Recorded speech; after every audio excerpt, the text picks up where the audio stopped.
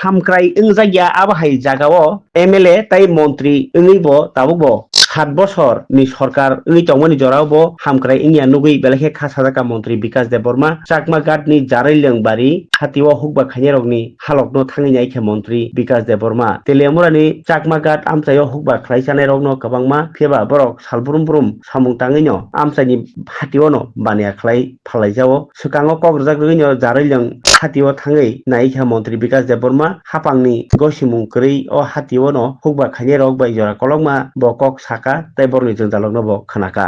এটা জারাইলং আমি কৃষকদের সঙ্গে আমি কথা বলেছি যে কৃষি উৎপাদন কিভাবে কি হয়েছে আমি জিজ্ঞাসা করেছি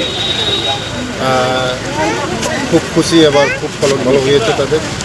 কৃষকরাদের জন্য যে কৃষি কাজ খুব খুশি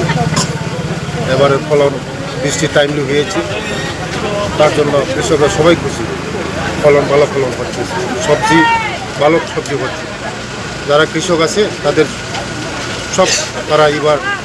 বৃষ্টি সিজনটা তাড়াতাড়ি এসেছে তার জন্য ওরা সবাই খুশি হাতির সমস্যা তো আছে এটা যারা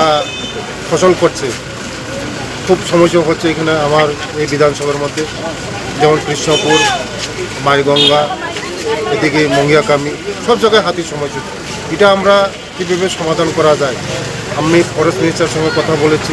আমরা দেখছি কীভাবে এই হাতির সমস্যাগুলি সমাধান করা যায় আমরা চেষ্টা করছি গভর্নমেন্ট চেষ্টা করছে এগুলি সমস্যার সমাধান করার আর বাকি যে জারাইলংয়ের মধ্যে এই যারা কৃষক কৃষি জাতীয় যারা ফসল নিয়ে আসে